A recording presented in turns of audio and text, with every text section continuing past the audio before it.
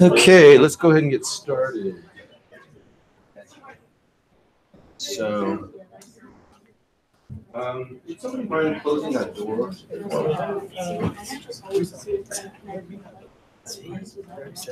Okay, so welcome to the Desert Blockchain Arizona Blockchain Opportunity Session on July 25th, 2018, 7 p.m. Arizona time.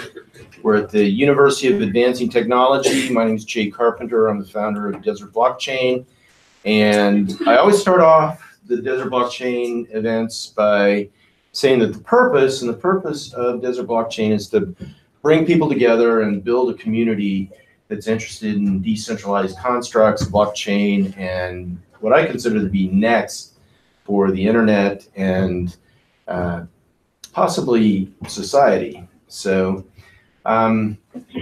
who's here for the first time? Never been here before, quite a few folks. Very cool. And you know, our community keeps building and growing, and every time there's more and more people, and people are creating some really cool projects, and we're going to see a couple of those projects tonight rather. So does anybody have any questions or anything you'd like us to cover before we get started? Hope you enjoyed some pizza and other and drinks and so forth out there. We've got sponsors tonight. We have CryptoPal. Wincat's here. He's the founder of CryptoPal, and Jason, who's the co-organizer at Desert Blockchain, is also with CryptoPal. And we also have SweetBridge. Who's here from SweetBridge? Awesome. Cool. So thank you for being our sponsor. We also have the University of Advancing Technology, which we're in right now. And if you haven't been here before, I highly recommend you tour the campus. This has been here for over 35 years now. And they have about, I think, 700 students. And they specialize in game development, cybersecurity, robotics, creative arts like video creation, and it's really, really awesome to be here on the campus and to experiment with some of the technologies that they're working with here. And they have a lot of meetups. They do a lot of community outreach, and Desert Blockchain is certainly part of that. And I'd like to announce that I will be joining the faculty of the University of Advancing Technology, and I'll be teaching a blockchain course that I'm designing starting in September. So I will be an adjunct professor. So I've asked my wife to refer to me as professor now. Anyway, so looking forward to that. And let's see, we've got some upcoming events. So this Saturday, we're going to have the Arizona Blockathon. This will be our third Arizona Blockathon, and that's for people who know how to code. You don't necessarily need to know anything about blockchain. The only requirement is that you have about a year's worth of coding experience so that you can participate in building some of the software. Or if you are a UI, UX, or web designer, we would love to have you participate as well so that you can be on one of the teams and basically make it look pretty and appealing. So blockchain, I think, really, really needs innovation in the human interface side, and we would really love to see designers participate. So that will start at 9 a.m. right here, only it's going to be upstairs in room 206 and 207. There'll be signs.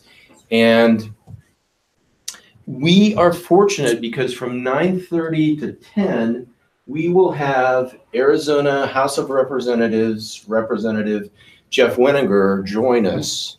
And he is the sponsor of most, if not all, of the innovative policy that's coming out of the Arizona legislature, such as the FinTech Sandbox and the Arizona Equity Crowdfunding. So Representative Wenninger will be with us, and this is really, really a unique opportunity because in this blockchain and decentralized construct, policy is a critical element. And we've got the opportunity to be in communication with the policymakers. And the policymakers in Arizona have a strong vision for Arizona being at the forefront of this entire initiative and ecosystem. So we have had some of the folks from the Arizona Attorney General's office with us like last month. And the interaction between the developer community and the policymakers was, I think, really, really productive because the developers were bringing up some points that the policymakers hadn't thought of. And the policymakers need the input in order to craft things that work. There have been way too many times when there are good intentions among the policymakers to introduce something that's going to foster innovation, but there's just a few little pieces that create enough friction that it just doesn't go anywhere. So we really have an opportunity to be part of a conversation that I think is pretty unique. And by the way, we have a global focus from other parts of the world that are watching what we're doing with the FinTech Sandbox and the equity crowdfunding with ICO provisions in it. Other parts of the world are watching what we're doing. And Washington, D.C. is watching what we're doing. So, I really want to continue to emphasize that this is what I consider to be a unique opportunity where the policy can iterate with the developers and the innovators and the entrepreneurs and vice versa. And we can craft something that works because we need the consumer protections in order to get mass adoption in the things that we're developing. So any questions or comments about that before we go on? When did you say the next Sandbox session was? Well, this Saturday we have the Arizona Blockathon, which will be up to 50 developers and designers. And the way that's going to work is we'll have talks in the morning, we'll break into teams, go to lunch, come back, and for about 3 hours, the teams can put together presentations, come up with projects and ideas. About half the teams usually come up with working code, and then you'll present around 4 o'clock. And if you're not a developer or designer, you can join us at 4 o'clock to watch the presentations. And all that will be live streamed. But here's another unique opportunity. Assuming that some of the teams are interested in carrying forward their projects, and every time we've had one of these, we've had 2 Arizona Blockathons, people have come up with, I think, viable projects. Well, we now have, with the introduction of these tools, the FinTech and the equity crowdfunding, we have the tools starting August the 3rd to actually raise some funds to carry these projects forward. And we also have the opportunity to qualify for the Sandbox, which will allow money transmission without getting a money transmission license. It will allow lending, and it will also allow advice. So imagine that you were part of a team and you come up with an idea that incorporates, one of those 3. It could be cryptocurrency transmission, money transmission, lending, and advice, and you could get some funding via the equity crowdfunding. I think that's pretty compelling. Yes? Can you share with us how you're able to do money transmission without a license? Because of this FinTech Sandbox. So for a $500 application fee and basically filling out a form that's on the Arizona Attorney General's website right now over on the right, it says FinTech. Click on that, you can see the form. If you qualify, and there's like a 90-day processing, up to 90 days, you can actually do money transfer for, I think it's up to, there's certain parameters per person, and it has to be within the Arizona So you citizens. it can't cross borders. It doesn't cross borders at this point. But Paul Watkins, who was with, until a few weeks ago, the Arizona Attorney General's office, has gone with the Consumer Financial Protection Agency in Washington, D.C., and it's my understanding that they have launched a FinTech Sandbox at the federal level. So you're looking at doing it in all the states? Well, I wouldn't say all the states. I don't know the provisions. Suffice it to say, there's a new set of tools that might make innovation a lot easier than it's been before, without the risk of subjecting yourself to violating the existing We've laws. been 4 years getting our license. I know. And a couple $1 million.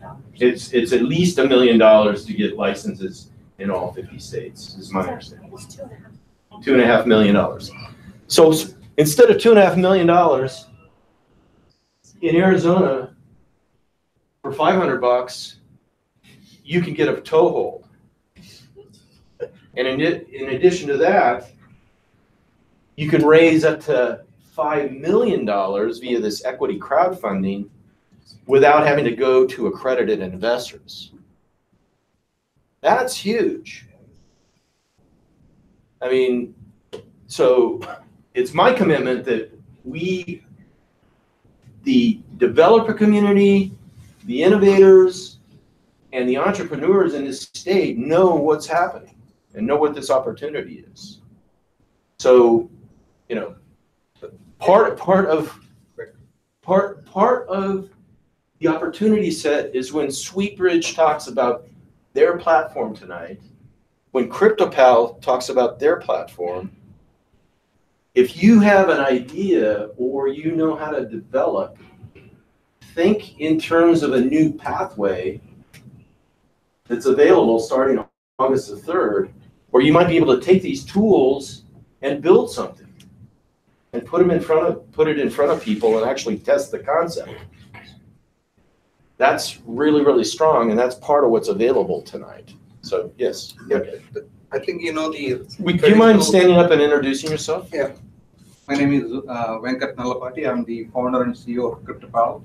So I live in Scottsdale, but CryptoPal is based in Switzerland, and we are doing our ICO very soon. One question I have is on the ICO only. So how is it different from the regular ICO process, the Arizona thing? Crowdfunding versus ICO. Yeah. So the crowdfunding, and I haven't studied it, but the crowdfunding has some ICO definitions and provisions in it that makes a distinction between a utility ICO and an equity ICO. And again, I'm not an attorney. Yeah. I'll be happy to send you the link. It's House Bill 2601. You can Google it and read it. But the policymakers, and again, it's been driven by Jeff Winninger, who will be here Saturday morning, and you can talk to him directly. But the policymakers are aware that we are in a global competition in this whole realm. And the legacy stuff, the regulations, are like, the typical square peg round hole. This is all a new area. So, there's a sincere intention by the policymakers in the state, and it goes beyond Jeff Winninger, to craft something that works, but it's also safeguarding the consumer. I like to use the word safeguard versus protection.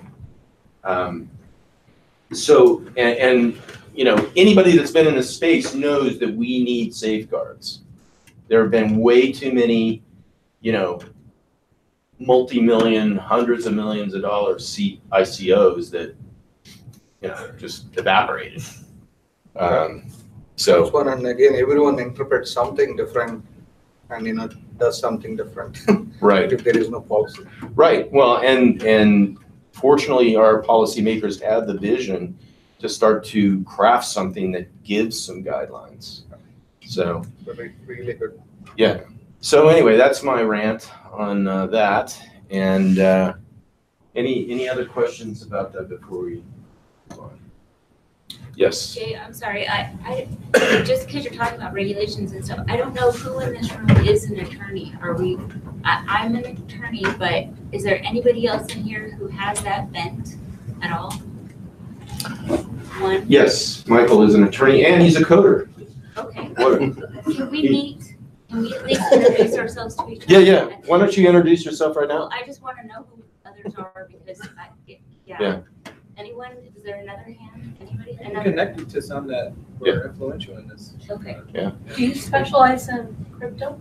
Pardon? Do you I don't specialize, but I'm learning securities. I'm learning anything having to do with like blockchain and how to. And I'm going to be taking this NCC blockchain coding course so that I can understand what I'm doing, at least with regards to coding. But I understand tech and I understand business startups and stuff. So I've done that. Well, I'll share that even if you're an attorney and you're studying this, this is still not a very cut and dried area. So, and we've also launched something called the Desert Blockchain Citizen, where we are hosting workshops.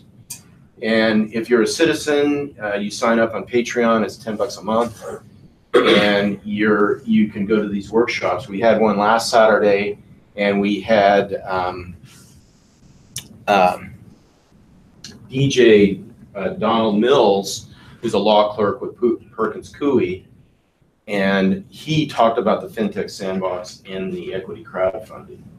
And we'll have another set of workshops here on August the 18th, third Saturday of the month. And I've got another awesome attorney lined up for that.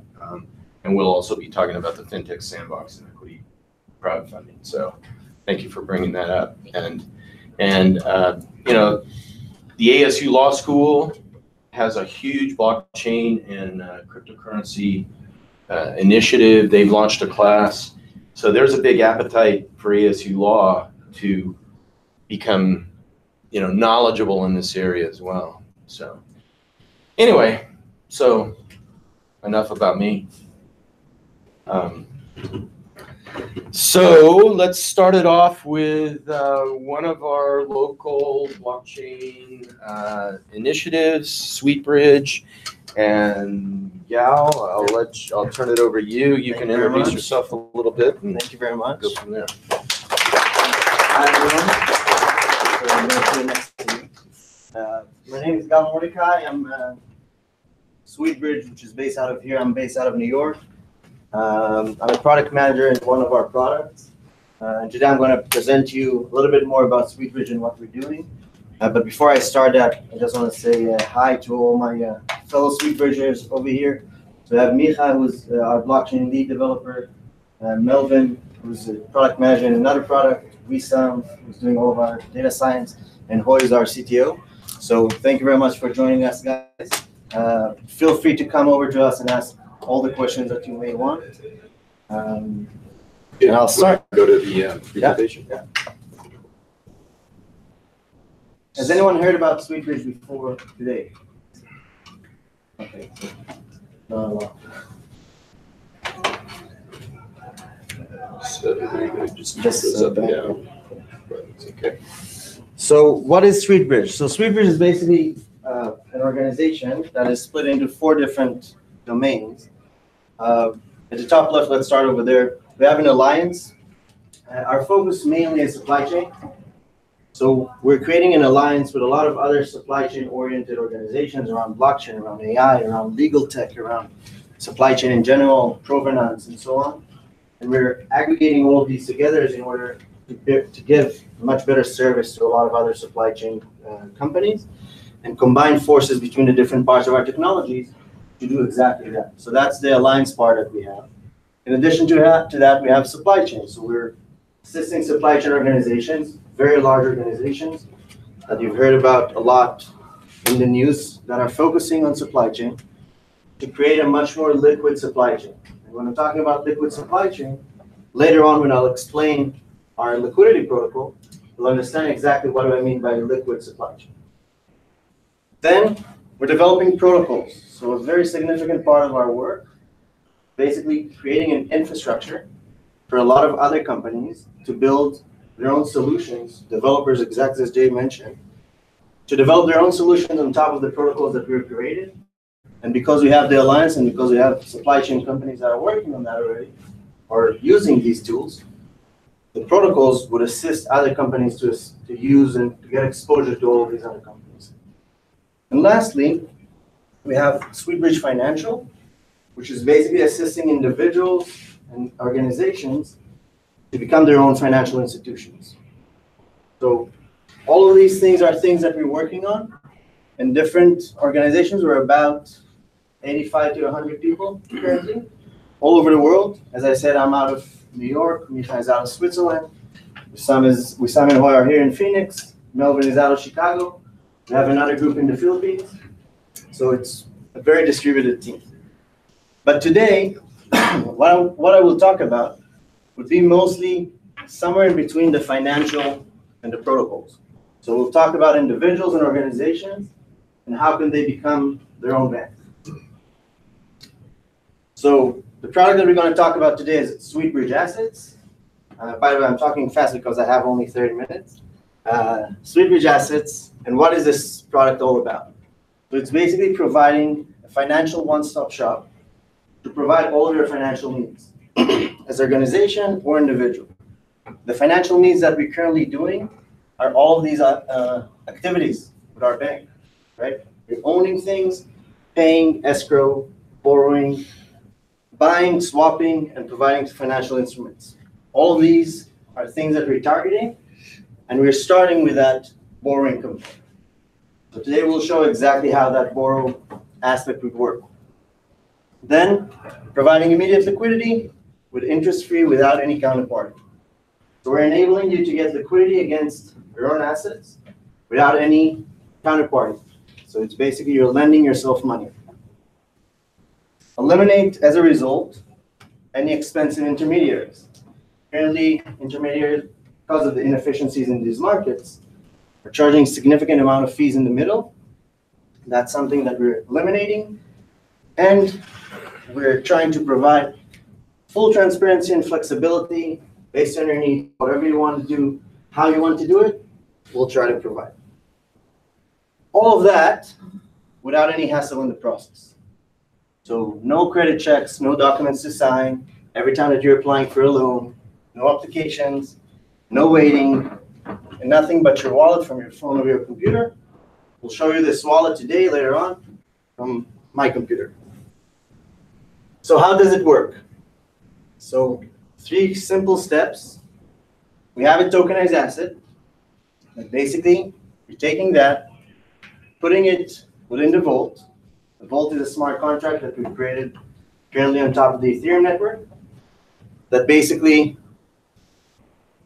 you can borrow against that asset a certain amount of funds based on the value of that asset up to a certain cap, based on a ratio that we'll show later on. Against that asset, you're taking our local stable currency, Bridgecoin, that's the name of it, which then you could either use as your currency within the ecosystem of SweetBridge, or exchange it to fiat and use the fiat as much as you want. Within this process, that tokenized asset is not being sold. So you're not selling it at all. We're not selling it. You still own it. If it appreciates in value, it's still yours. You're just taking the loan against it, and against that loan, locking the asset within the vault. Questions about the process? We'll dive into the details much further on, but just in terms of a high level, pretty simple, right? Okay, so in order to understand it, we need to understand several concepts. The first one is something that we call UOU. So when you're borrowing against your asset within the vault creates this UOU concept. The UOU is not something that you owe someone else, something that you owe yourself because you're borrowing money against yourself. The UOU characteristics are threefold. First of all, the fiat currency, you need to define which fiat currency you want to borrow these funds in, or you want to value. The payment terms and interest rate that you want to take against that loan. Again, you're giving yourself a loan and therefore you're determining all of the details or all the characteristics of it. And the loan duration itself. Whenever you're taking that loan, you're locking, in this example, you're locking that ether within your vault. You're taking a UOU of up to half of it, generating the bridge coin, and the bridge coin then could be exchanged into fiat dollars. Okay? It's just very important to remember that you're taking your UOU on bridge coin rather than on a regular fiat currency. So when you're done with that fund, or when you're done with that, when you want to take back ownership, release the ether outside of the vault, you need to pay back your UOU, right? In order to pay it back, you need to take Bridgecoin because the loan was taken in Bridgecoin and paying it back into that smart contract. Once the smart contract figure out that you don't have any liabilities anymore, the UOU was paid back, it unlocks the ether, and you can do whatever you want with it again. So even if the UOU, even if the ether increased at that time to $1 million, fingers crossed, it's still yours. We wouldn't charge you more as a result. It's still your property and you can do whatever you want with it. You never lost ownership on that product. It was just locked within a smart contract. Okay? So let's look at that UOU concept because there's a lot of things to understand. There are 3 different characteristics for that UOU. The first one is the UOU line. The UOU line is basically what is the total amount of assets or what is the total amount of Bridgecoin that you could derive outside of the value of the asset that you're locking. So we're running a lot of models in order to understand what is the maximum amount that you could borrow against your own asset in order to keep the system stable as a whole. And the reason for that is that each one of the Bridgecoins that you took out are actually backed by the asset that is within the smart contract. So the UOU line is the maximum amount that you could borrow.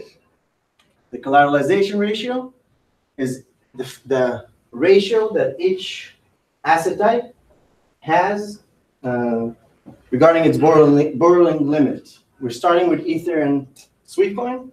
Both of these would have 50% collateralization ratio, which means that you could borrow up to 50% of their amount. The last line is sell line. Any questions? Someone? Yeah. Who determines whether or not you can borrow up to 50%? Like who determines? So at the beginning, we have a function that is that we call the treasury, that basically still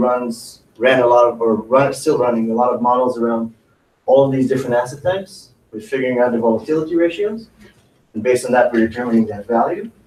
As time would go by, we'll also have much more information about the behavior of the market and so on.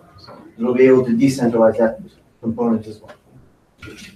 And if your collateral value drops to half, what do you put into it? What happens? So that's a third part, which is a sell line.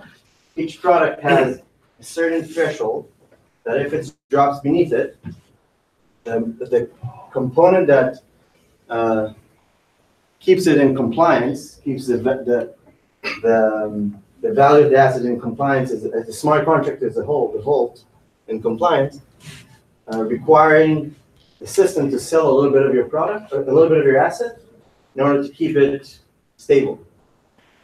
So if the value drops beneath a certain threshold, a portion of your asset would be sold to the market, on the open market, in order to keep the system stable, and the stable tokens are the Bridgecoins that are basically backed by your asset, valuable. So the sell line is that exactly the threshold that we're talking about.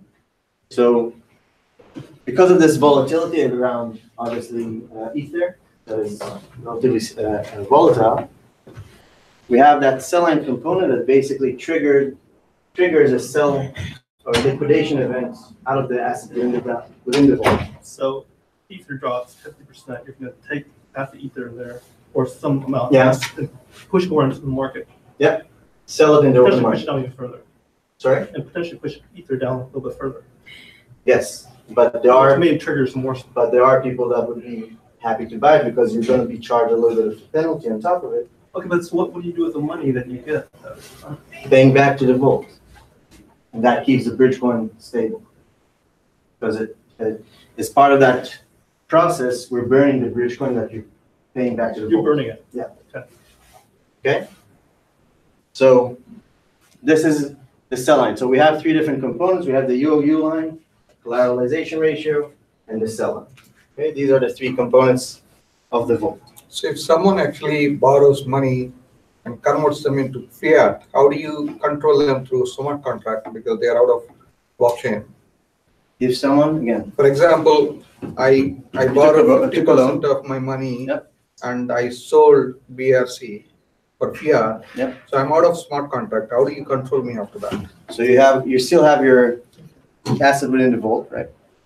So I don't need to control what you're doing with the BRC. The BRC is somewhere else, but you got a fiat for that. Right. Whenever you want to unlock your asset again, you'll need to buy BRC again and pay back to the smart contract. That What- way you're going back into the system. Yeah. What if that is down by 50%? I don't come back. So I have, because it's only in the Ether example, you had the ability to buy only or to loan up to 50% of your asset. Right. Even if you're not going back and the value drops, still have more than 50% to cover for that. But if the depreciation is more than 50%. So it would be triggered much before that. So But that the guy already got the sell line is at 75%. So if the value drops up to 75%, that's when it's being sold. No, what I mean is the guy already get the money, get the fiat money. 50% of the fiat money and only leave the asset in your vault. But the depreciation is more than 50%. Yes. After That's what my that. question. It wouldn't get Yeah, there. that's your question. So. If there's a crash, and the asset devalues by 75% in Yes, one day, yeah. then Sweetbridge loses. But the probability for that to happen is, it's much more gradual rather than flash crash. But we have mechanisms. Yeah, that's his question, so I'm kind of. Is that the question? Yes. So we do have mechanisms to avoid these flash crashes by different types of data sources, or trying to avoid flash crashes. But that's the situation. Yeah, How is Sweetbridge making money on it? we're gonna get to that. So I just want to explain the concept first, and then we'll get into all these. So what is this Bridgecoin? Bridgecoin is basically all about supply and demand. We talked about it earlier. We're not keeping the Bridgecoin to ourselves. We're basically creating them by collateralizing an asset, burning them when the asset is being repaid. And that way we're keeping the supply and demand of Bridgecoin based on the value of it, keeping it stable at $1 or whatever fiat or commodity that we want it to represent. Bridgecoin would be tied to fiat currencies, so US dollars, pounds, euros, or commodities, so oil, rice, and gold. So all of these are being controlled by these supply and demand of the market, and as a result, we need to create a situation in which whenever there's more collateral, there's more Bridgecoin. The Bridgecoin is representing that. Whenever we're decreasing the collateral, Bridgecoin should get lower in volume as well, and when we're increasing it again, it should increase as well. As I said before, whenever we're paying back loans, Bridgecoins are being removed from the circulation, which keeps it relatively stable. So how do we control the price? The price is being controlled by the market, by supply and demand. So we just provided this nice chart over here. Whenever the value of Bridgecoin is getting lower than whatever stable currency or commodity that we want it to represent, it means that we need to increase the Bridgecoin demand or decrease the Bridgecoin supply. And we have mechanisms to do that, and I'll show it in a second. And whenever it's the other way around, we need to decrease the Bridgecoin demand and increase or increase the Bridgecoin supply. So in that way, based on the crypto economics of it, we have an ability to stabilize the coin by the market rather than us doing anything around.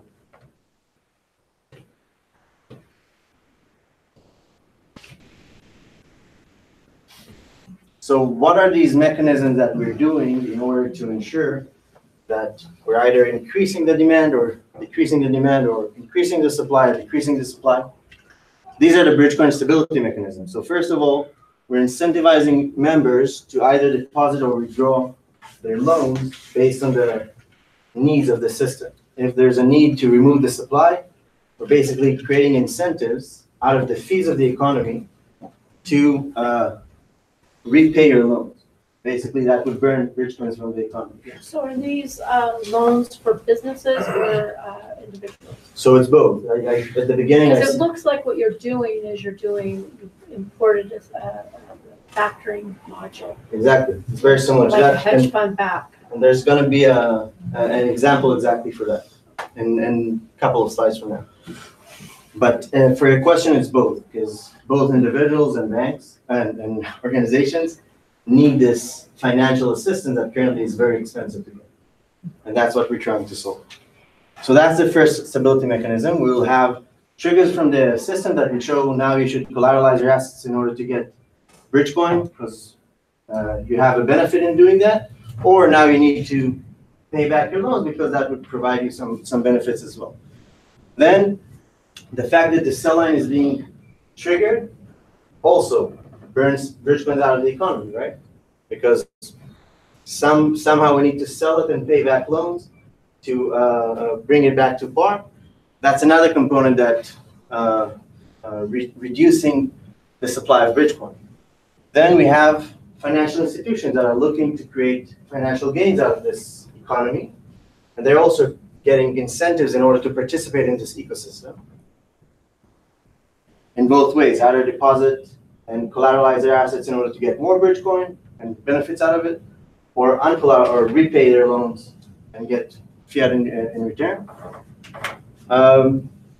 Again, we're providing parties benefit in holding their assets in Bridgecoin in order to create this stability mechanism, or increase the supply of Bridgecoins. And we just announced 2 weeks ago that we joined a coalition with Ethers, which is a blockchain-based insurance company, which are basically providing these insurance for dropping values of assets, of collateral that are within the vaults that we have. And what you talked about invoice factoring, also the fact that a lot of these assets would be on the blockchain and represented within our ecosystem would also keep that volume much higher, which would make everything much more stable. And I'll show it in a couple of slides. On top of this system of Bridgecoin, we have another coin, which is called Sweetcoin. Sweetcoin, and Bridgecoin. Sweetcoin is a unique discount token that is used for the Sweetbridge economy. So what is that Sweetcoin allows you? First thing, it allows members to reduce any fees associated with taking a loan. And that's by activating Sweetcoin. When you're activating Sweetcoin, you're not losing it. It's just being activated for a month. And at the end of the month, it's being unactivated and you could activate it again. So you're not consuming these Sweetcoins. They're just being activated and locked for a month. Then, if you're taking a loan and you have enough Sweetcoin, you could put the Sweetcoin and activate it within the specific loans, specific vault that I talked about. And in return to that, your collateralization ratio, the amount that you could borrow, would be a little bit higher, up to 10% higher. Okay? That's another benefit. Membership fees and other solutions. Another solution that we'll have in the future would be a settlement bus, which is another product that we're working on. All of these fees would be eliminated as well. And the value of the discount that you're getting is being calculated by 3 different factors. The first one is a discount factor that is, again, calculated by the Treasury that we have. The second one is the total amount of fees collected in the entire ecosystem. And the third one is the total amount of Sweetcoins that were activated within the last month. In addition to that, if you don't want to activate Sweetcoin, you could always use it as collateral as well. So in this case, what we're seeing here at the bottom is I was supposed to pay fees on this loan. However, I decided to collateralize or to activate my Sweetcoin, reduce the fees to 0. I had the ability as a result to take up to $600 rather than just $500. And as a result, I got this 600 bridge coin. So now let's look at some examples. How are we with time? Yeah, if you could Move faster. 10, 15 minutes. Okay. So let's take the first example. Let's say I'm a student here in the university and I need to pay my rent. And I have some digital assets, but I don't want to lose them. I still want to have their value. My anticipation is that the value would increase in the future. And I want to enjoy that appreciation without losing its current value. So let's look, by the way, these numbers are real numbers. So on November 5th, 2017, I had $1,000 worth of Ether. I'm putting that Ether into the vault, taking a UOU of 500 BRC or bridge coin. As a result, I'm receiving 500 bridge coins, exchanging into bridge coin, exchanging the bridge coin for $500 cash, and paying my landlord. In the grand scheme of things, I have a vault, which is the assets within it are worth $1,000 plus a liability of $500 plus $500 worth of cash, meaning that the total amount of assets that I have are $1,000. Then, 2 months afterwards, more or less, the value of Ether increased to 4,334, which means that currently within the vault, the value of my vault is 3834, plus the $500 cash that I use outside of the system, meaning that the value of my total assets are now higher than it used to be in the past.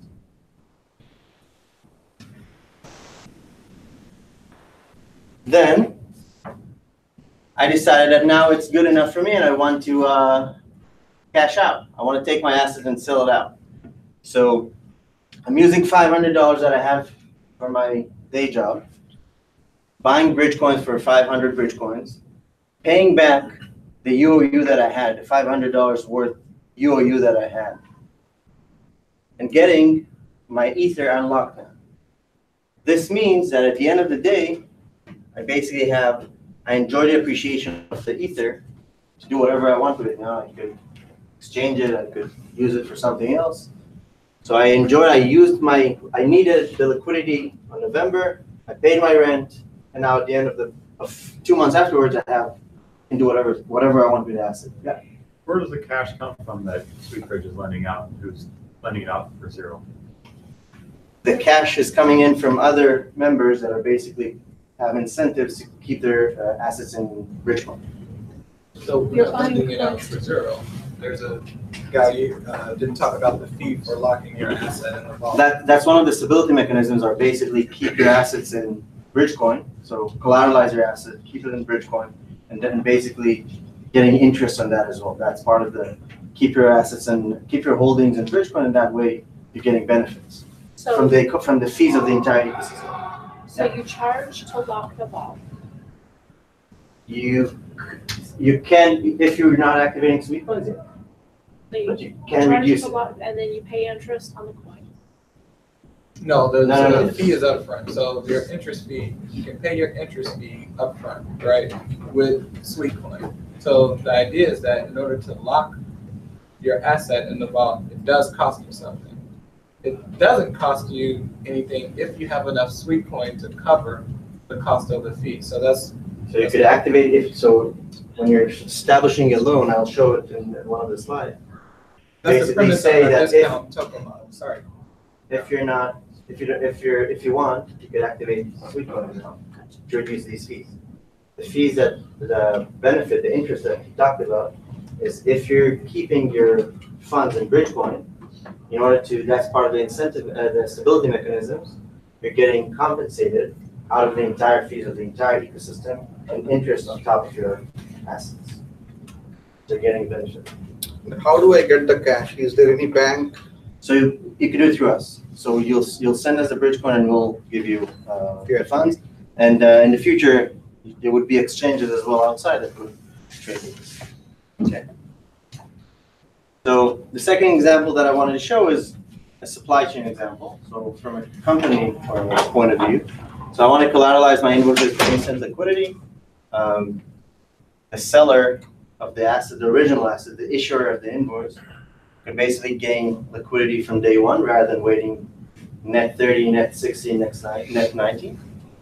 From a buyer perspective, there's no friction in this process. And BRC stability ensures this win-win. So how it would look like. So the buyer and the seller just digitally signed the invoice. We're putting the invoice into the seller vault. The invoice is locked. The seller borrowing these 500 bridge coins in the UOU process. The seller receives 500 bridge coin that are minted specifically for him in this process. And then the seller could use these 500 bridge coins to basically do whatever he wants in terms of growing his business, paying rent, buying seeds, and so on. At the end of the time frame, the buyer pays $1,000 worth of the invoice in cash. That is being translated into $1,000 worth of bridge coin that are paying back the UOU. 500 of these are covering the UOU that the seller took, and the remainder is getting into as bridge coin into the seller, which then could exchange it to fiat dollars as well. Yeah. How many people do you have using this now? So currently it's still in development. So we're talking actively with multiple organizations to implement this, but no one is still using it. So are you with the commercial aspect of it? You mentioned like commodities and different things. Yep. So is there an average ticket limit? What was the question? If there's an average ticket limit for commodities.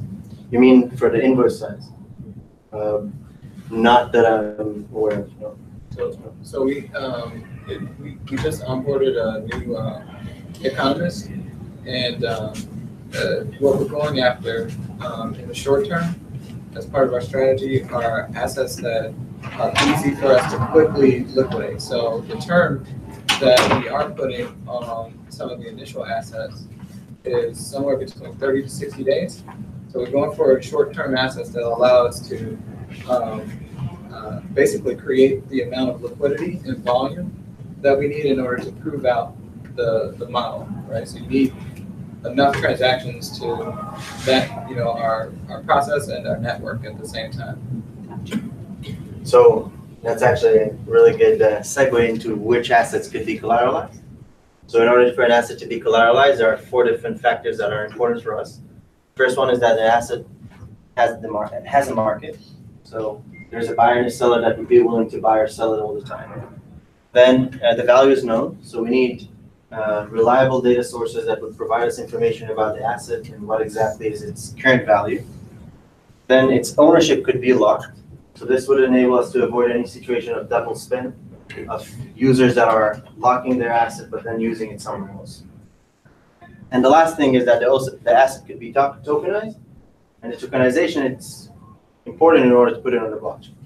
So if an asset has these 4 characteristics, we can collateralize it. Yeah, so diversification of your client base, the clients that are using your model is very important to the model. Mm-hmm. How do you measure that diversification? And is there a market cap level where you feel confident that you're sufficiently diversified?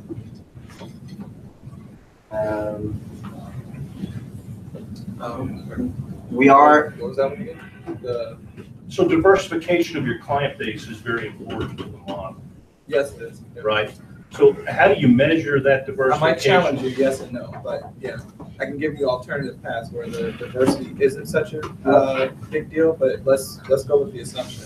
is there a market cap level or range where you feel confident that you're sufficiently diversified? Well, This market cap model is is a little bit different. different from diversification, right? Because you can have a market cap with very little diversification, so.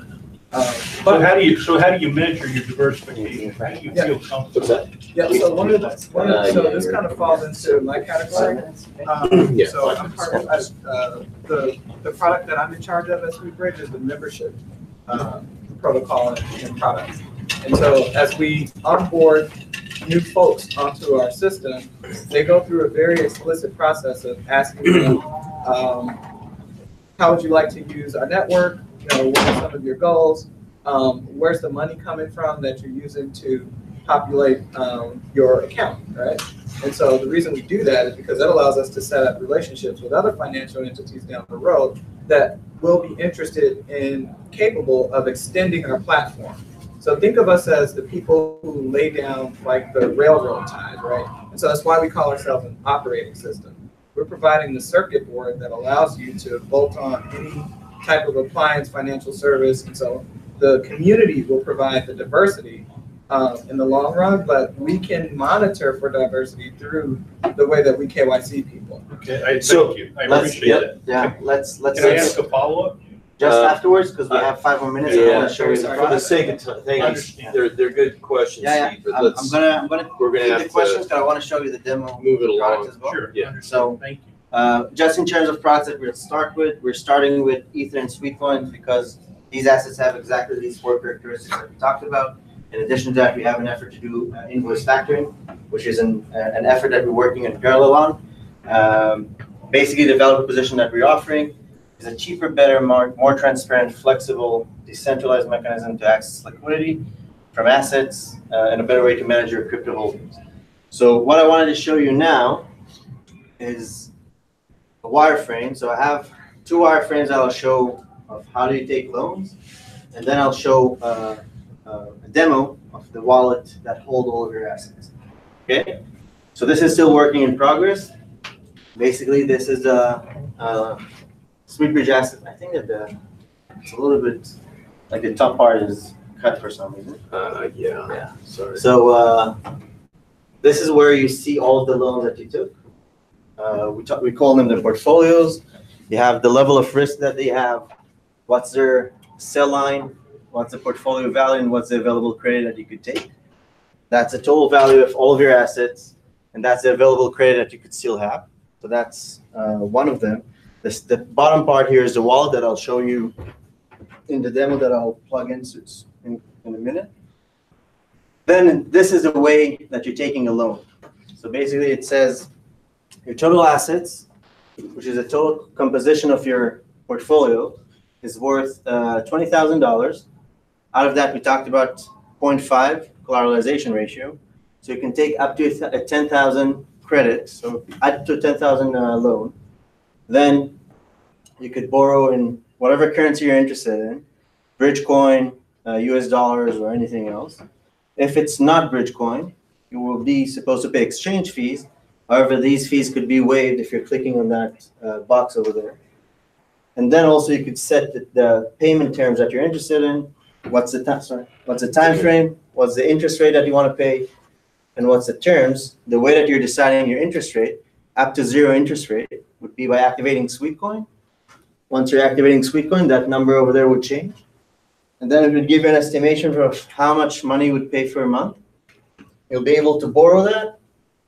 And then the payments, these numbers would change accordingly based on what you chose. And the payment that you need to pay as your first payment, the connection to make the payment would be from here. So this is the lending app that we're currently working on. But what I want to show you now, I want to show you the wallet and how that looks like.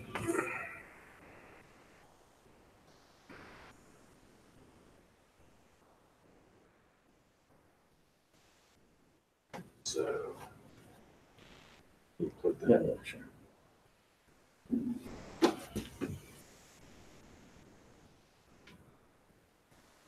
So this is something that we'll put in production in a week and a half. So, Yeah, August 5th. So the Sandbox starts on August 3rd, and we're starting on August 5th. What do we see here? So we talked about transparency. So the numbers that we could see here are all the numbers of our economy. We're starting without any bridge coin. So that's the reason that we have zeros over there. But we have the total collateral value of the entire economy, the total fiat money that we have in our SweetBridge accounts, and the total assets in the SweetBridge economy. That's that bottom part that is changing regularly. In addition to that, you have your financial statements over here. So you have your net worth, what's your total assets value within your wallet, the cash flow. So what's the starting balance and ending balance of whatever dates you're interested in. As you can see here, you can filter it by income statements. What's the income and expenses that you spend within that time frame? Then if you want to look at all the transactions that you did, you could basically see all these transactions, where you sent, how much money was it, and when was it. Then here at the bottom, there's a wallet. The wallet is comprised out of two different types of wallets. You have the SweetBridge wallet, which is at top three, which basically have different functionalities that you could do with that. For example, you could buy sweet coins. You could deposit new sweet coins into here. You could withdraw sweet coins to wherever you want, or you could just look at the order history of only sweet coins and how do you do with that, and filter it by whatever you want. And in addition to that, you could basically connect on display mode only all of your external wallets that you have elsewhere on the blockchain. Currently, we're just working with Ethereum. So any ERC20 or Ether account that you have elsewhere, you basically plug into here. In this example, I plugged in my MetaMask, which you can see I have 3.093. It's the same amount over here, which I could basically aggregate all of my assets into one place. And then moving forward, I'll be able to take loans against it. So that's our product. I don't know if I have extra time to answer questions or. Yeah, why don't we, we're going to have a little bit of time afterwards for networking and so forth. So cool. If we could. So thank you very much. If you're questions. interested in experiencing this product, we're using testing all the time. So just log into our website, sweetbridge.com, and sign up for the alpha. This is our alpha. So we'll be very happy to get any feedback from you, any recommendations. We are very active with our community, so we'll be happy to get your opinions. Thank you very much.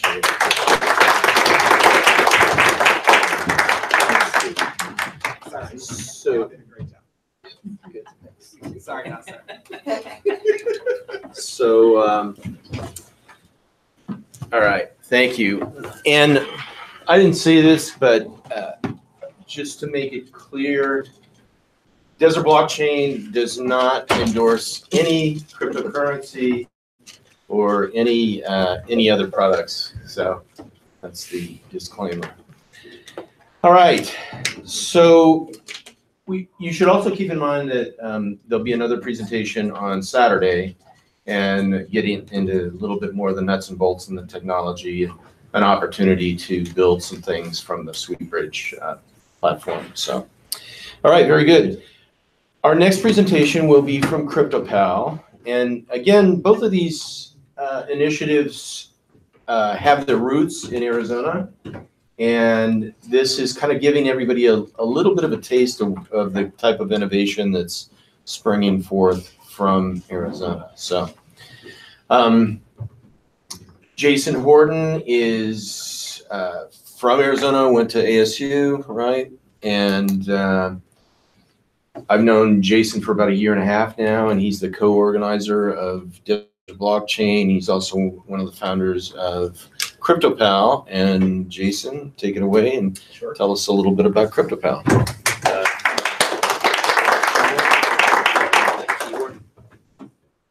Let's see. Where is the keyboard?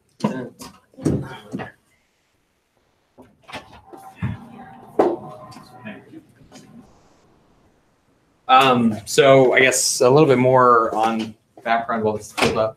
I have been involved in the Ethereum development space for I guess 1.5 to 2 years or so now. But I did get involved in crypto fairly early, back in I think 2010. I kind of like to start with the story just to kind of paint a little bit of a picture, just kind of how crypto has changed or is currently changing. Back in 2010, I was working at Arizona State University. We had access to some really high-tech machinery. I think I came across like a forum somewhere and heard about this thing called Bitcoin. Asked my kind of supervising professors if I could spin up some of the high-tech machinery when it's not being used to start playing around and seeing what this Bitcoin thing is. Didn't quite really grasp it probably until Ethereum came around and I saw that you could kind of program this stuff. You could make it do what you need to do, and therefore you could basically build businesses just around the idea of blockchain. I remember when Bitcoin was trading, before there existed really any, there weren't any tools to build the applications that people really needed. There was just the wallet, and then there was the mining software, which only initially supported CPUs. And I remember trying to figure out after you've mined this thing, other than sending transactions between the mining pool and your local wallet or whatever, trying to figure out what exactly you can do with it. And there wasn't even any market really yet for directly transacting between Bitcoin and dollars, like exchanging for actual money so you could buy things with it. So I remember there existed a market for some other thing, which was called Second Life. And in Second Life, there was a market for Second Life dollars or US dollars. And people would trade their Bitcoin from Bitcoin to Second Life dollars because that market existed before the dollar market. And then they would trade the Second Life dollars for dollars and vice versa. So I remember seeing all kinds of things pop up here and there to allow for people to start building faucets was one of the first things that you started seeing pop up, and there were tool sets for that. Anyway, I did my background in software engineering, studied for my master's at Arizona State, did a stint as a senior software engineer at Dell. Then I did some information security engineering for Wells Fargo. And then over the past, I think, June or July of last year, started this CryptoPal thing. As well as around the same time, I participated in a hackathon for another initiative called Nori, where we're building like a, like I said, decentralized market for atomic swapping non-fungible assets that represent carbon removal with ERC20 tokens. I guess without further ado, just pull up the presentation here. Sure. So I guess with that background in mind, I met up with Venkat over here back in June of last year, where he kind of pointed out to me some of the same things that I've been seeing over the past few years, where if people want to build in this ecosystem, if they want to build blockchain or decentralized applications, they need the tool sets, they need the developer ecosystems in order for them to be able to do that. And really, I mean, a case can be made that some of those developer ecosystems exist in a lot of different chains right now. And you do have a lot of nice Bitcoin Lightning applications popping up and a lot of good APIs and web APIs for those. Ethereum really took charge when it kind of got together those minds out in was in Vancouver or somewhere in Canada. And Joseph Lubin kind of funds this project and says, okay, we're going to build this blockchain with developer ecosystems kind of first and foremost. And when you do that, you kind of get all kinds of tools that start popping up. You get a very flourishing open source ecosystem where people start building tools like Truffle for rapid prototyping, like Open Zeppelin for smart contract standards. You get the EIP standards track so that people can collaborate and build tools that easily communicate with other tools. So without the ERC20 kind of interface specification, you wouldn't have things like My Ether Wallet or Ether Delta. You wouldn't have an easy way for applications to really operate in a decentralized manner. You would just have centralized applications on top of a decentralized construct. With CryptoPal, we kind of identified after I met up with Venkat, he wanted to to build tool sets to allow people to more rapidly prototype in the Ethereum ecosystem, to build wallets, to build exchanges, to build whatever it is that they wanted to build. That way you get more inclusion more rapidly for different chains, starting with Ethereum first, just because that's where we kind of decided to start this whole journey. So that was back in June of last year. We defined at least 3 kind of barriers that currently present or prevent enterprises from really getting into the blockchain ecosystem, at least quickly. I guess I got this thing here. So those three barriers are the kind of the disparate currency limitations, the time and delay latency for those transactions, and then and this is more generally for applications before blockchain, was this lack of interconnectivity and standardization between applications. So on each of these different things, the idea was to allow for a gateway for enterprises who didn't really have the ramp up time required to train brand new cryptocurrency engineers, brand new blockchain teams. The idea was to give them familiar APIs, familiar SDKs, and familiar tool sets that allowed their already existing engineers to start building and start toying around with blockchain a little bit quicker. So some of those tools include things like, I guess a little bit more into the barriers. The first one is to reduce the barriers to blockchain use. So it's to provide these APIs, to provide these infrastructures and services, to provide all these different building blocks so that people can kind of bootstrap their application in a very quick way, get their ideas out to the public, get them in the hands of the consumers, so they can start really seeing what the impacts that this might have on their existing businesses. The other is to solve cryptocurrency latency issues. So with Bitcoin, you have 10-minute block times. You've got this kind of freeze, and then you have all the amount of blocks that come after that first block before you can actually release physical goods, if that's what you're doing. So you have all kinds of issues, and then you've got Ethereum, which with the 7 to 14 second block times. The current solutions for these latency kind of barriers are things like Raiden for the Ethereum blockchain for payment channels. You have counterfactual state channels for state transitions. Then you have Plasma for kind of this kind of almost like a side chain type thing, but it's more like a blockchain on top of a blockchain. And then you have Lightning for Bitcoin, et cetera. The idea with CryptoPal, part of the API is to allow for the opening of these payment and state channels so that people can start accepting goods and start toying around with these things in real time, because real people have real-time applications, and they don't want to kind of have this kind of big red flag that sits in front and says, hey, we got your money, but we got to wait another 30 minutes before it's confirmed. The other is to kind of start connecting applications and devices globally. So we're trying to provide APIs that connect chains together, as well as to kind of allow for the opening of these walled applications and infrastructures to start be a little bit more catered to having like a cross communication between applications. So that's either like escrowing of non-fungible tokens between one application, smart contract ecosystem and another, so that they can do things like export your CryptoKitty and put it into some other thing and start having the kitties fight with each other. All kinds of different tools that provide for services like that. Yeah, go ahead. On one of the slides back, you said for software, like if you real time and zero transactions, how do you make money? So the money is made for transactions that happen in traditional channels. So basically all transactions that happen through our SDK effectively get funneled through a payment, what's called a payment proxy. Effectively, you send the SDK creates or crafts the transaction in such a way that it goes to the destination that you're wanting it to go to.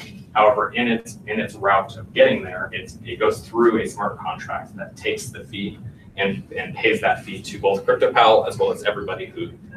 What's that fee? The fee is, I think, 1.5% of the transaction cost. Of the transaction cost or of the value of the transaction? The value of the transaction. So if it was 1 ETH, it would be 1.5% of And 1 who's using the applications now? So right now we have partnered with a company out in Bahrain, or a university. Gulf University is going to be kind of our first large-scale trial of this. They're trying to build an identity solution for students, kind of like a decentralized Blackboard, if you're familiar with the Blackboard software. Basically allows students to have a self-sovereign identity where you take your identity as a smart contract, you port it through your school submits claims against your education, whether you got an A in this class, whether you get perfect attendance, et cetera. And then you're able to take that smart contract when you're done and effectively export it into something like LinkedIn. Like LinkedIn.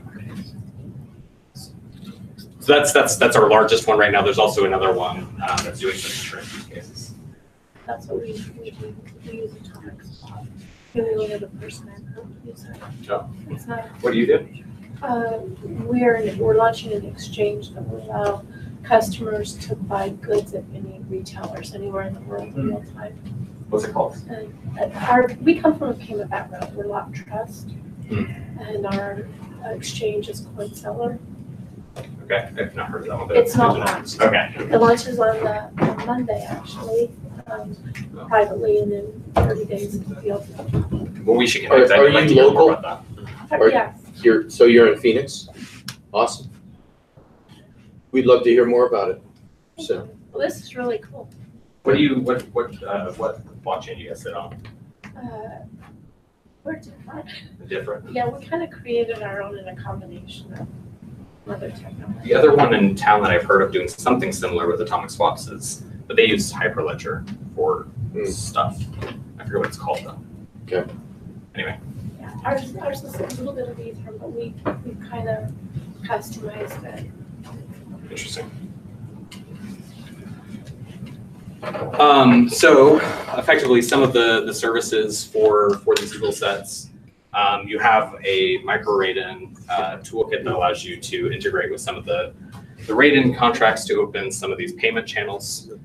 We're expanding these into some newer experimental stuff with the counterfactual stuff for state channels.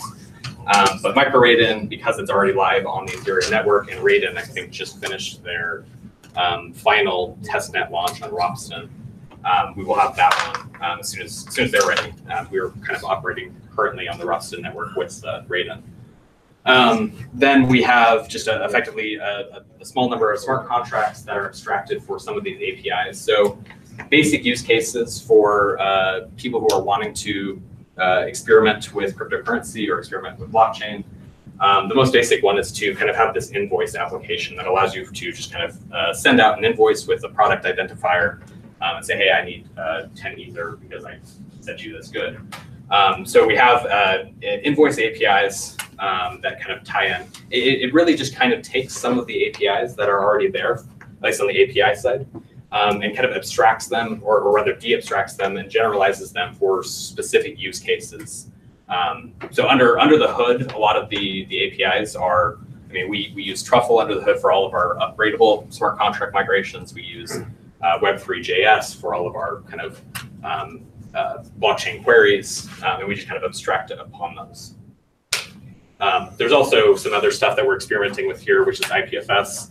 I guess I kind of forgot to start off and ask how many people here have experience building on the blockchain, building any kind of application, whether it's Ethereum, whether it's Bitcoin, et cetera.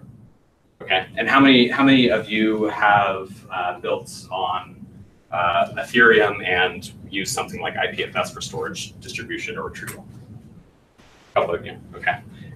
What kinds of tools are you guys using today for prototyping your applications? I imagine Truffle or Embark. Truffle.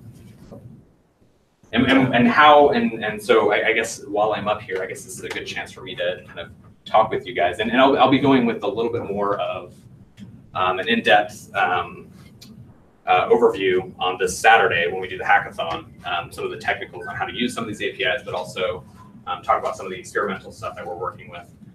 One of those very interesting use cases is leveraging truffle migrations to manage smart contract upgrades.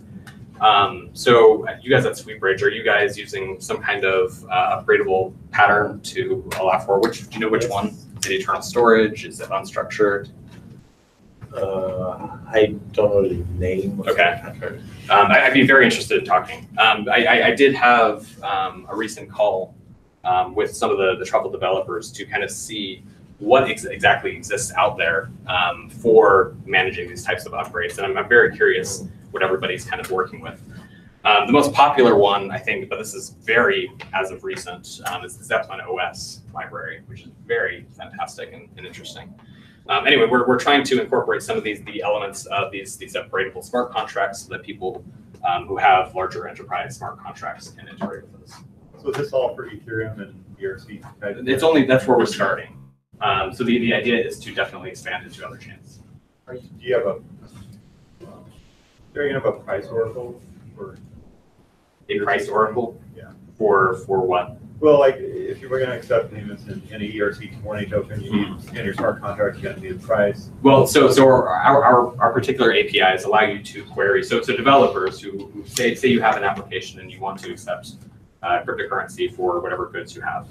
Our APIs are agnostic to where you're pulling those sources for. So your particular application might pull sources from CoinMarketCap, and yours might pull it from Bittrex. And applications can easily get a smart contract that needs to be broadcast on the blockchain. Yes, but there is no smart contract that's specifically priced. Okay. I have a question. Are you familiar with Meteor or JavaScript? We're not using Meteor for anything. I'm familiar with what Meteor is. But this is like Meteor for kind of. Solidity. Yeah, kind of. Do you provide some kind of insurance mechanism for merchants to lock the price? We don't currently, no. Okay. No. Yeah. The exchange risk. You want to, Jason, you want to go ahead and how much more do you have? I don't have too much more, really. Okay. I mean, basically, we have all kinds of kind of use cases which we're trying to tackle. The most basic ones are things like wallets. We did a proof of concept wallet integration. If you go to cryptopal.io, you can see one of the applications that was built with this, the APIs. And one of those specific use cases, it just pulls information on cryptocurrency exchange rates and allows you to kind of build out certain types of wallet applications.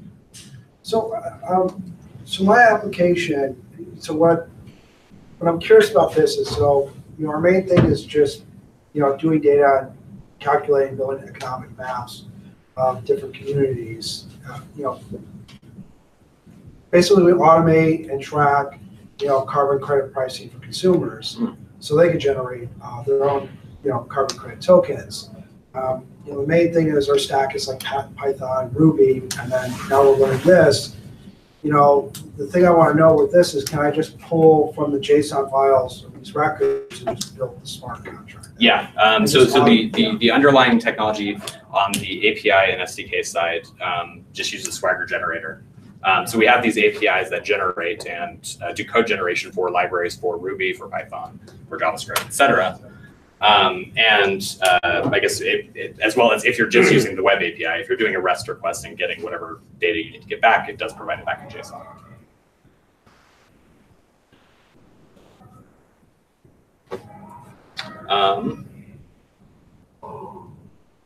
I guess kind of open it up for questions at this point. We're going to go into some more thorough, actual use of this API on Saturday. So for those of you who are interested in actually building with this, we will have a demo on Saturday, as well as we'll go over, yeah. I might have misheard, but did FinTech mention something about an ICO? Yeah, it's not open for US residents though, so I didn't bring it up here. Oh, okay, got it. Where are you based out of? Switzerland. Nice. Very nice. We can give him money, he can buy that. Illegal. Anyone have questions? Yeah, I think at the beginning you mentioned you were targeting non-fungible kind of. In the beginning, I mentioned non-fungibles, but that has to do with the other company that I'm associated with, which is related to your use case, which has to do with trading carbon credits. carbon credits associated as non-fungible tokens that are swapped for fungible tokens. I did mention some stuff in here, which is to say that we're trying to cater to opening kind of the infrastructure of applications so that they can more easily communicate with each other. So we're trying to build out the tool sets. I think Etherscan recently released is now compatible with all ERC-721 non-fungibles. So that's an interesting new kind of development. So we're trying to figure out how we can incorporate that with people who are building applications today so that it's just inherently kind of exportable for other types of consumption. Do you have a specific use case? Well, no, I mean, coming from the Monero community, which is, you know, a fungible currency, I was wondering if there was like a roadblock towards incorporating currencies that are fungible kind of by nature. Yeah, I think the only, you might be, have you ever spoke to Julian? No, I haven't. You guys should definitely talk, because Julian over here is also a ZK snark ring signature wizard. And I've talked to him before about kind of introducing fungible qualities to non-fungible tokens. So for instance, there is definitely a use case where you can build a non-fungible token in that it has distinguishable qualities from one another, but part of its distinguishable quality is that it has a value tied to it. So you can have a value of 100, split it to 2 different tokens and have a value of 50 and 50 and et cetera. Cool. All right. Thank you, Jason. All right, I'm going to briefly go back into screen share for just a minute and show you a couple things of interest.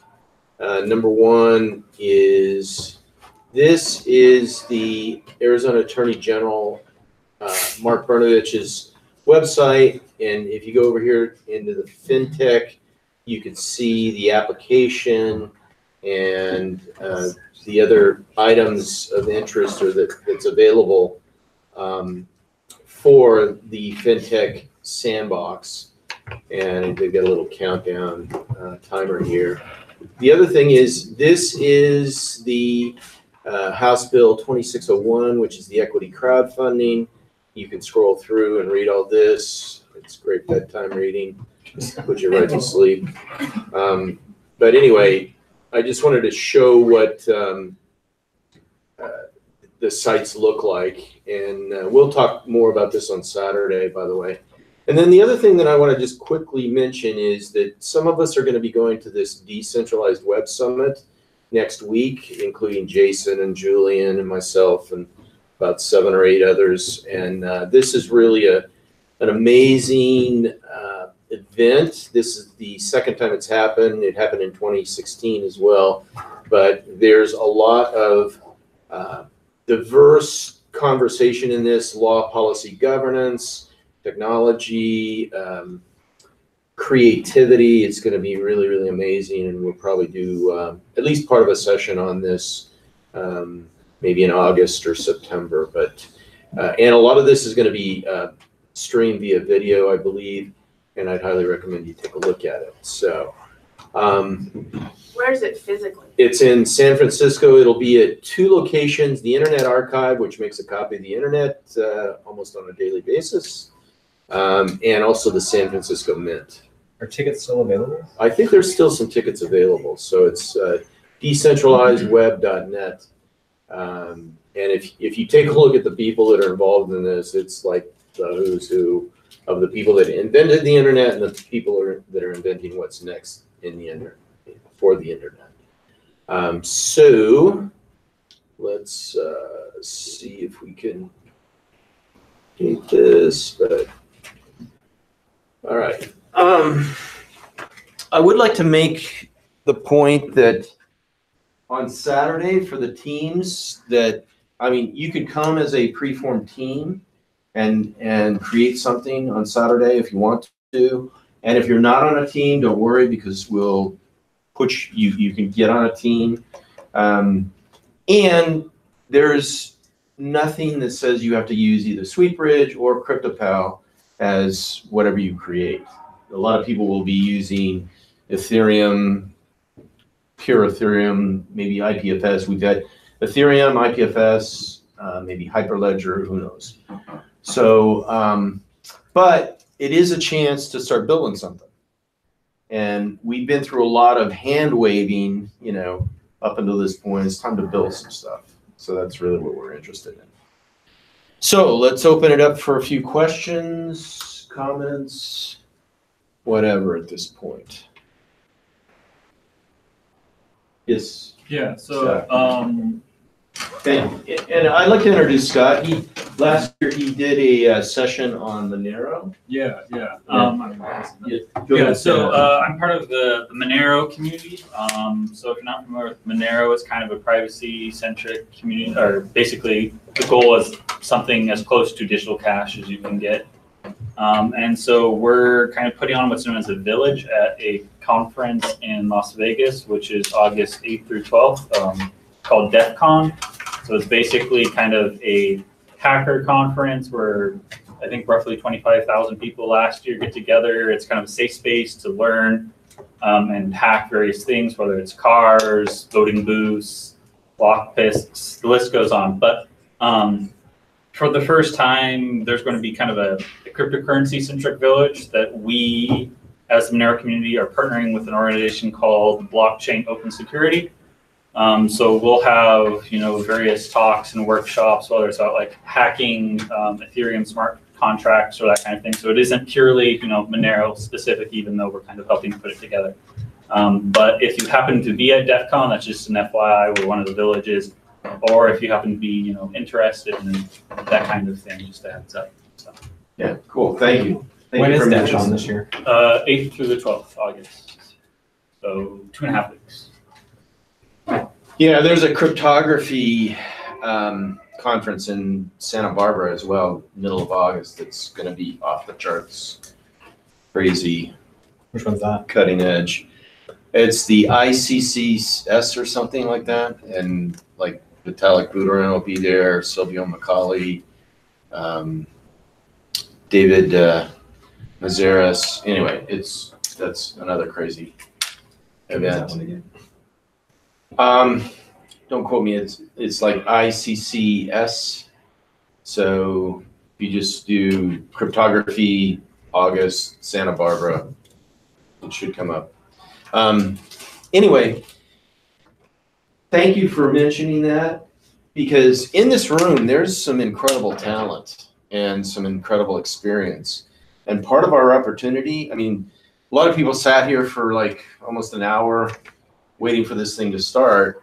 And the reason we have that hour beforehand is to kind of get to know one another, because learning who's in this room is part of us really getting a powerful community going. So thank you for standing up and sharing that. And I know who you guys are. You guys don't necessarily know who you are.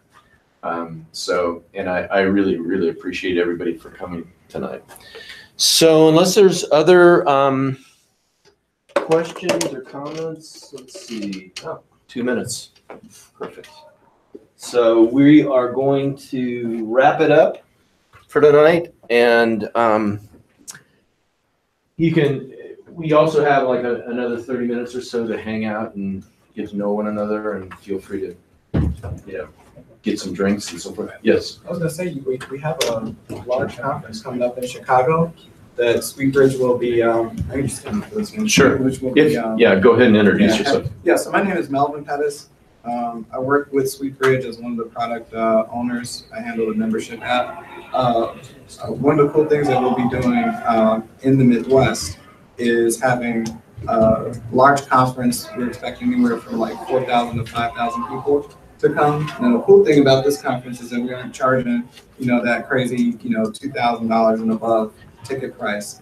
And on top of that, we have like boat tours, pub crawls every night, ending with like fireworks. And I think that's just the best way to celebrate technology with other people who are interested in the space. So we have several people that will be attending. We'll have our entire executive team there. So if you're interested in coming to enjoy Chicago and learn blockchain in that community, I definitely recommend that you let me know. You can reach me through my Sweetbridge email address. It's just my first name, last name at sweetbridge.com. I can do that. Feel free to post that on the Desert Happy to do it Blockchain for you. meetup Yeah. and the other conference as well. Yeah. Conferences are cool. Yeah. Promotions, not cool.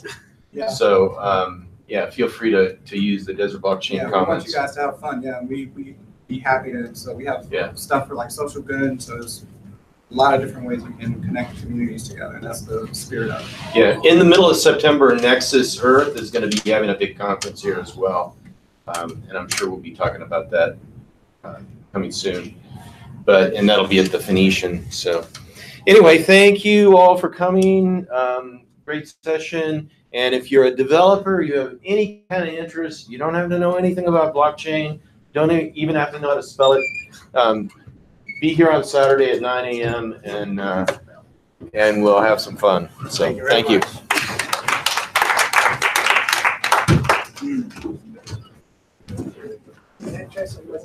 Very much.